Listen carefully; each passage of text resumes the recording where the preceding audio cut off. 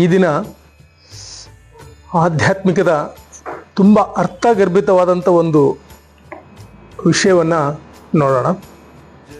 ಪ್ರತಿಯೊಬ್ಬರು ಮನೆಯಲ್ಲಿ ಸೂಕ್ಷ್ಮವಾಗಿ ತಿಳಿದುಕೊಳ್ಳುವಂಥ ವಿಷಯ, ಎಲ್ಲರ ಮನೆಯಲ್ಲಿ ಕೂಡ ಪ್ರತಿಯೊಬ್ಬರು ಈ ಭೂಮಂಡಲದಲ್ಲಿ ಯಾರು ಇದೀವಲ್ಲ, ವಾಸ್ತು ಪ್ರಕಾರವಾಗಿ ನಿಮ್ಮ ಪಂಚಭೂತಗಳಲ್ಲಿ ಗಾಳಿ, ಬೆಳಕು, ನೀರು, ಆಕಾಶ ತತ್ವ ಎಲ್ಲ ಇದೆಯಲ್ಲ, ಅಲ್ಲಿ ಚೆನ್ನಾಗಿ ಬರೋ ಥರ ವಾಸ್ತು ಸರಿಯಾಗಿದೆಯಾ ಅಂತ ಫಸ್ಟ್ ನಿಮ್ಮ ಮನೆಯನ್ನು ನೋಡ್ಕೊಳ್ಳಿ.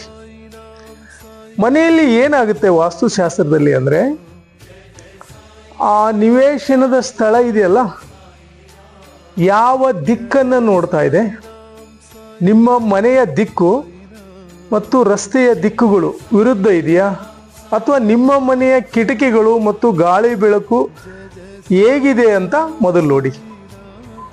ತುಂಬ ಸಿಟಿಗಳಲ್ಲಿ ನಾನು ಭಾಳಷ್ಟು ಗಮನಿಸಿದ್ದೇನೆ, ಕಿಟಕಿನೇ ಇರಲ್ಲ, ಅಪ್ಸ್ಟೇರ್ ಬಿಲ್ಡಿಂಗು ಹೆಂಗಂಗೋ ಹೋಗುತ್ತೆ, ಎಲ್ಲಿಂದೋ ಗಾಳಿ ಬರಬೇಕು.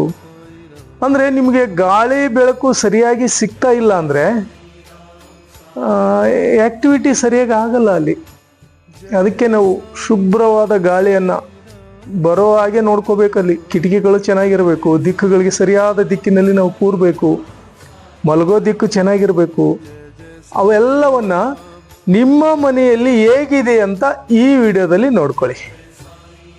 ಈ ವಿಡಿಯೋದಲ್ಲಿ ಮುಖ್ಯವಾಗಿ ನಿಮ್ಮ ಪೂರ್ವ ದಿಕ್ಕಿನ ಮನೆ ಇದೆಯೋ, ಉತ್ತರ ದಿಕ್ಕಿನ ಮನೆ ಬಾಗಿಲಿದೆಯೋ, ಆ ಬಾಗಿಲಿಗೆ ತಕ್ಕ ಹಾಗೆ ಅಡಿಗೆಯ ಮನೆ, ಬೇರೆ ಬೇರೆ ಮನೆ ಕೋಣೆಗಳಿದೆಯಲ್ಲ ಅಲ್ಲಿ, ಅವು ಹೇಗಿದ್ದಾವೆ ಅಂತ ನೋಡ್ಕೊಳ್ಳಿ. ನಿಮ್ಮ ಕಿಟಕಿಯ ಮಲ್ತಕ್ಕಂಥ ರೂಮಿನ ಕಿಟಕಿಯ ಗಾಳಿ ಯಾವ ರೀತಿಯಿಂದ ಬರ್ತಾ ಇದೆ ಮತ್ತು ಹೆಚ್ಚು ಫ್ಯಾನನ್ನು ಬಳಸ್ತಾ ಇದ್ದೀರೋ ಅಥವಾ ನ್ಯಾಚುರಲ್ ಆದ ಗಾಳಿ ಬರ್ತಾ ಇದೆಯಾ ಅಂತ ಗಮನಿಸಿ. ಈ ದಿಕ್ಕುಗಳಲ್ಲಿ ನೀವು ನಿಮ್ಮ ದಿಕ್ಕು ನೋಟಗಳು ಆ ಪ್ರತಿಯೊಂದಕ್ಕೂ ವಿರುದ್ಧವಾಗಿರಬಾರ್ದು. ಈಗ ನೋಡಿ, ಕೆಲವೊಂದು ಮನೆಗಳಲ್ಲಿ ಹೋಗ್ತೇನೆ, ಈಶಾನ್ಯದಲ್ಲಿ ತುಂಬ ಒಟ್ಬಿಡ್ತಾರೆ. ಏನು, ಎಲ್ಲ ಲಗೇಜನ್ನೆಲ್ಲ ಈಶಾನ್ಯಗೆ ಹಾಕ್ಬಿಟ್ಟಿರ್ತಾರೆ. ಪೂರ್ವ ದಿಕ್ಕಿನ ಬಾಗಿಲು ಈಶಾನ್ಯದಲ್ಲಿ ಭಾರ, ಅಲ್ಲಿ ಅಧಿಕವಾಗಿ ಭಾರ ಇತ್ತು ಅಂದರೆ ಈಶಾನ್ಯದಲ್ಲಿ, ನಿಮ್ಮ ಹಣ ಗಳಿಕೆಯ ವಿಚಾರದಿಂದ ಹಿಡಿದು ಆಧ್ಯಾತ್ಮಿಕ ಪೂಜೆ, ದೇವಸ್ಥಾನಗಳ ಕಾರ್ಯಗಳೆಲ್ಲ ಸ್ಥಗಿತ ಆಗಿಬಿಡ್ತವೆ. ಉದಾಹರಣೆಗೆ ಇಲ್ಲಿ ದಿಕ್ಕುಗಳನ್ನು ನೋಡೋಣ. ಇಲ್ಲಿ ನೋಡಿ, ಮೊದಲನೇದಾಗಿ ಇಲ್ಲಿ ಪೂರ್ವ ಅಂತ ತಗೋತೀವಿ, ಆಮೇಲೆ ಪಶ್ಚಿಮ, ಉತ್ತರ ಮತ್ತು ದಕ್ಷಿಣ. ಇಲ್ಲಿ ಈ ಈಶಾನ್ಯ ದಿಕ್ಕನ್ನು ನಾವು ಬ್ಲಾಕ್ ಮಾಡಿದರೆ ಅಲ್ಲಿ ಸಂತಾನ ವಿಳಂಬ ಆಗುತ್ತೆ, ಆಧ್ಯಾತ್ಮಿಕ ಪೂಜೆಯ ಕಾರ್ಯಗಳು ನಿಲ್ತವೆ ಮತ್ತು ಏಳಿಗೆಗಳು ಕಷ್ಟ, ದೈವಿ ಶಕ್ತಿ ನಿಮ್ಮ ಮನೆಗೆ ಒಲಮೆ ಆಗಲ್ಲ. ಇಲ್ಲಿ ಈ ದಿಕ್ಕನ್ನು ನೀವು ಬ್ಲಾಕ್ ಮಾಡಿದರೆ, ಈ ದಿಕ್ಕಿನಲ್ಲಿ ಅತಿಯಾದ ಭಾರವನ್ನು ಇಟ್ಟರೆ ನಿಮ್ಮ ವಾಸ್ತು ಫೇಲ್ ಆಗುತ್ತೆ. ಮನೆಗಳಲ್ಲಿ ನೀವು ಹೇಗಿಡಬೇಕು ಅನ್ನೋದು ಇಲ್ಲಿ ಇಂಪಾರ್ಟೆಂಟ್ ಆಗುತ್ತೆ. ಯಾಕಂದರೆ ಈಶಾನ್ಯ ಪೂಜೆಗೆ ಮತ್ತು ದೈವಿ ಶಕ್ತಿಗೆ ಮತ್ತು ಇಲ್ಲೆಲ್ಲ ಅದ್ಭುತವಾದ energetic point, this point. Next, ಅಡುಗೆ ಮನೆಗೆ ಬಂದರೆ ಅಗ್ನಿ ತತ್ವದಲ್ಲಿ ನೀವು ಅಡುಗೆ ಮನೆ ಇದ್ದರೆ ಓಕೆ, ಅದನ್ನೇ ಏನಾದರೂ ಇಲ್ಲಿಟ್ಟರೆ ಅಪಕೀರ್ತಿ ಮತ್ತು ನೆಮ್ಮದಿ ಎಲ್ಲ ವ್ಯಂಗ್ಯ ಆಗ್ಬಿಡ್ತದೆ.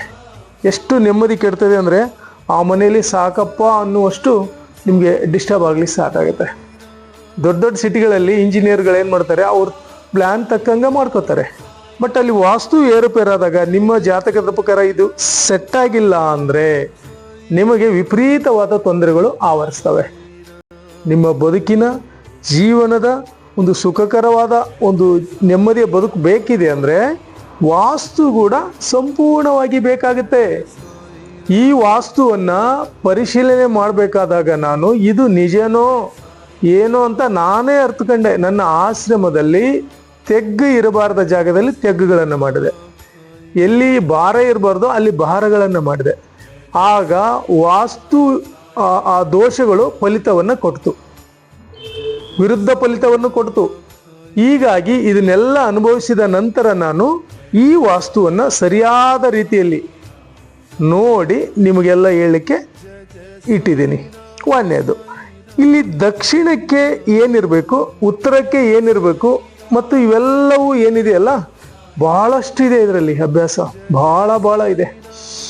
ಇದರಲ್ಲಿ ನಾವು ಪೂರ್ತಿಯಾಗಿ ಇದರಲ್ಲಿ ಯಾವ್ಯಾವ ಮನೆಯಲ್ಲಿ ನೀವು ನೋಡಿ ಏನು ಮಾಡ್ತೀರಿ, ಕಟ್ಟಿಗೆಯನ್ನು ಯಾವುದನ್ನು ಬಳಸಿರ್ತೀರಿ ಮನೆಗೆ ಅನ್ನೋದು ಕೂಡ ಆಗುತ್ತೆ. ಹಳ್ಳಿಗಳಲ್ಲೆಲ್ಲ ಕಟ್ಟಿಗೆ ಬಳಸ್ತಾರೆ, ಸಿಟಿಯಲ್ಲೆಲ್ಲ ಕಾಂಕ್ರೀಟ್ ಆಗಿರುತ್ತೆ. ಮತ್ತು ಡೋರ್ಗಳಿಗೆ ಯಾವ ಕಟ್ಟಿಗೆಯನ್ನು ಬಳಸ್ತಾ ಇದ್ದೀರಿ, ಮತ್ತು ಆ ನೆಲದ ಮುಂದಿನ ಭಾಗ ಹೇಗಿದೆ, ಕಂಪೌಂಡಿನ ಭಾಗ ಹೇಗಿದೆ, ಮತ್ತು ಮನೆ ನೀರು, ಈ ಮನೆ ನೀರು, ನಿಮ್ಮ ಮನೆ ನೀರು ಯಾವ ದಿಕ್ಕಿಗೆ ಹೋಗ್ತಾ ಇದೆ, ಮಳೆ ನೀರು, ನೀವು ಬಳಸ್ತಕ್ಕಂಥ ನೀರು ಎಲ್ಲಿ ಹೋಗ್ತಾ ಇದೆ ಅನ್ನೋದು ಕೂಡ ಈ ವಾಸ್ತುವಿನಲ್ಲಿ ಬರ್ತದೆ.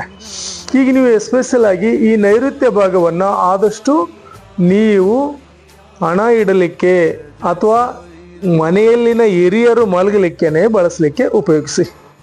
ಈ ನೈಋತ್ಯ ದಿಕ್ಕನ್ನು ಹೆಚ್ಚಾಗಿ ಇದು ಕುಬೇರ ದಿಕ್ಕು ಅಂತ ಕರಿತೀವಿ ನಾವು. ಇಲ್ಲಿ ಹಣವನ್ನು ಮಾತ್ರ ಇಡಲಿಕ್ಕೆ ಯೋಗ್ಯವಾದ ಸ್ಥಳ ಆಗಿರುತ್ತೆ. ಒಂದು, ಈ ದಿಕ್ಕುಗಳನ್ನು ಸರಿಯಾದ ರೀತಿಯಲ್ಲಿ ನೋಡಬೇಕಾಗಿರ್ತಕ್ಕಂಥದ್ದು ಒಂದು ಸಿಂಪಲ್, ಸರಳವಾಗಿ ಎಲ್ಲರೂ ಕಲಿತಕ್ಕಂಥದ್ದು ಇದು. ನಿಮ್ಮ ಮನೆಯನ್ನು ನೋಡ್ಕೊಳ್ಳಿ ಅಚ್ಚುಕಟ್ಟಾಗಿ. ಬೇರೆ ಬೇರೆ ವಿಷಯಗಳನ್ನೆಲ್ಲ ತಲೆಯಲ್ಲಿ ಹಾಕೊಳ್ಳೋದ್ರ ಬದಲಿಗೆ ನಮ್ಮ ಮನೆಯ ವಾಸ್ತು ಹೇಗಿದೆ, ನಾವು ಗಾಳಿ ಬೆಳಕುಗಳನ್ನು ಏ ಥರ ಬಳಸಿದ್ದೀವಿ, ಇದನ್ನೆಲ್ಲ ನೋಡ್ಕೊಂಡಾಗ ನಿಮಗೆ ದಾರಿ ಸುಗಮವಾಗುತ್ತೆ. ನಿಮ್ಮ ಜಾತಕದಲ್ಲಿ ಒಳ್ಳೆಯ ಗ್ರಹಗಳ ದಶೆ ಸ್ಟಾರ್ಟ್ ಆದಾಗ ಇದು ಕೂಡ ಸಪೋರ್ಟ್ ಇದ್ದರೆ ನೀವು ಕುಬೇರರಾಗ್ಬಿಡ್ತೀರಿ. ಅತಿ ಶೀಘ್ರ ದಿಢೀರ್ ಶ್ರೀಮಂತಿಕೆ ನಿಮ್ಮನ್ನು ಆವರಿಸ್ತದೆ. ನಿಮ್ಮ ಜಾತಕದಲ್ಲಿ ನೆಗೆಟಿವ್ ಗ್ರಹಗಳ ಪ್ಲಾನೆಟ್ ನಡೆದ್ರೂ ಕೂಡ ವಾಸ್ತು ಚೆನ್ನಾಗಿದ್ರೆ ತೊಂದರೆಗಳಾಗೋದೇ ಇಲ್ಲ. ಭಾಳಷ್ಟು ಅರ್ಥ ಮಾಡ್ಕೊಳ್ಳಿ ಇದನ್ನು, ಎಷ್ಟು ಅರ್ಥಗರ್ಭಿತವಾಗಿದೆ ಅಂದರೆ, ಈ ವಾಸ್ತು ಚೆನ್ನಾಗಿತ್ತು ಅಂದರೆ ನಿಮಗೆ ಹೇಳಿ ಕೇಳಿ ಲಾಭ ಸಿಗುತ್ತೆ. ಭಾಳಷ್ಟು ಅರ್ಥವಾಗಿರೋದ್ರಿಂದ ಇದು ತುಂಬ ಚೆನ್ನಾಗಿರೋ ಜ್ಞಾನ ಭಂಡಾರ ಆಗಿರೋದ್ರಿಂದ ನೀವೆಲ್ಲೋ ನಿಧಾನವಾಗಿ ಗಮನಿಸ್ತಾ ಹೋಗಿ. ನೋಡಿ ನಮ್ಮ ಮನೆಯಲ್ಲಿ ಭಾಳಷ್ಟು ಜನ ಮನೆ ನೋಡಿದ್ದೀನಿ, ಯಾವಾಗಲೂ ದಕ್ಷಿಣಕ್ಕೆ ಮತ್ತು ಪಶ್ಚಿಮಕ್ಕೆ ಟಿವಿಯನ್ನು ವಾಲ್ ದೊಡ್ಡದು ಮಾಡಿರ್ತಾರೆ, ಟಿವಿ ಪ್ರೇಮ್ ವಾಲ್. ನಾನು ಆದಷ್ಟು ಹೇಳ್ತೀನಿ ಎಲ್ಲರಿಗೂ, ಸೂರ್ಯ ದಿಕ್ಕನ್ನು ನೋಡಿ ಇಲ್ಲ ಉತ್ತರ ದಿಕ್ಕನ್ನು ನೋಡಿ. ದಕ್ಷಿಣ ಮತ್ತು ಪಶ್ಚಿಮ ದಿಕ್ಕಿಗೆ ನಮಕವಾಗಿ ಕೂತು ಟಿವಿಯನ್ನು ವೀಕ್ಷಣೆ ಮಾಡಬೇಡಿ. ನಿಮ್ಮ ಥಾಟ್ ಪವರ್ ಇದೆಯಲ್ಲ ಅಲ್ಲಿಗೆ ಸೀಮಿತ ಆಗ್ಬಿಡ್ತೀರಿ ನೀವೆಲ್ಲ. ಆ ಟಿವಿ ಪರದೆ ಮೇಲೆ ಬರ್ತಕ್ಕಂಥದ್ರಲ್ಲೇ ಆಗ್ಬಿಡ್ತೀರಿ ನೀವು. ಯಾವಾಗಲೂ ಟಿವಿನೇ ಅದು ಒಂದು ಎಡಿಕ್ಷನ್ ಆಗ್ಬಿಡುತ್ತೆ ನಿಮಗೆ. ಆ ಟೈಮಿಗೆ ಬಂದು ಅಲ್ಲಿ ಕುಂದ್ರಲೇಬೇಕಾಗುತ್ತೆ. ಅದಕ್ಕೋಸ್ಕರ ನೀವು ಟಿವಿಯನ್ನು ಉತ್ತರ ಮತ್ತು ಪೂರ್ವಕ್ಕೆ ಮಾತ್ರ ಬರೋ ಹಾಗೆ ಮಾಡಿ. ಯಾರಾದರೂ ಮನೆ ಕಟ್ಸ್ತಿರೋರು ಎಲ್ಲರೂ ಇದಿರಲ್ಲ, ಉತ್ತರ ಮತ್ತು ಪೂರ್ವವನ್ನು ಆಯ್ಕೆ ಮಾಡ್ಕೊಳ್ಳಿ. ದಕ್ಷಿಣ ಮತ್ತು ಪಶ್ಚಿಮಕ್ಕಿದ್ದವರು ಪೂರ್ವಕ್ಕೆ ಬರುವ ಹಾಗೆ ಟಿವಿಯನ್ನು ಸರಿಸಿಬಿಡಿ. ನೀವು ನೋಡೋ ನೋಟ ಪೂರ್ವದ ಕಡೆ ಇರಲಿ ಅಥವಾ ಉತ್ತರದ ಕಡೆ ಇರಲಿ. ಇದು ಸರಿಯಾದ ತಿಳುವಳಿಕೆ ಆಗಿದೆ. ಈ ಥರ ಬೇರೆ ಬೇರೆ ವಿಷಯಗಳ ಮೇಲೆ ನಾನು ಮತ್ತೆ ನಿಮ್ಗೆ ಹೇಳ್ತಾ ಇರ್ತೀನಿ. ಇದನ್ನೆಲ್ಲ ನೋಟ್ಸ್ ಮಾಡ್ಕೊಳ್ಳಿ. ಮತ್ತು ನಿಮ್ಮ ಯಾರ್ಯಾರು ಇದ್ದಾರಲ್ಲ ಗ್ರೂಪ್ಸ್ಗಳಲ್ಲಿ ಎಲ್ಲರಿಗೂ, ನಿಮ್ಮ ವಾಟ್ಸಪ್ ಗ್ರೂಪ್ಸ್ಗಳಿರ್ತಾವಲ್ಲ ಎಲ್ಲ, ಅದು ಎಲ್ಲರಿಗೂ ಶೇರ್ ಮಾಡಿ. ಇದು ಬೇಸಿಕ್ಕು, ಎಲ್ಲರೂ ಕಲ್ತ್ಕೊಳ್ಳಿ. ಈ ಜ್ಞಾನ ಭಂಡಾರ ಎಲ್ಲರ ಮನೆಗಳಿಗೂ ಮುಟ್ಲಿ. ಈ ಜ್ಞಾನದ ಕೋಶ ನಿಮಗೆಲ್ಲರಿಗೂ ಉಚಿತವಾಗಿ ನಾನು ಹೇಳಲಿಕ್ಕೆ ಇಷ್ಟಪಡ್ತಾ ಇದ್ದೀನಲ್ಲ, ಇದನ್ನು ನಿಮ್ಮ ಗ್ರೂಪ್ಗಳಿಗೆಲ್ಲರಿಗೂ ಶೇರ್ ಮಾಡಿ. ಎಲ್ಲರಿಗೂ ಇದು ಸಿಗಲಿ. ಇದೇ ನನ್ನ ಈ ದಿನದ ಉದ್ದೇಶ ಮತ್ತು ಕಾರ್ಯಕ್ರಮದ ಉದ್ದೇಶ. ಓಕೆ, ಥ್ಯಾಂಕ್ ಯು, ನಮಸ್ತೆ.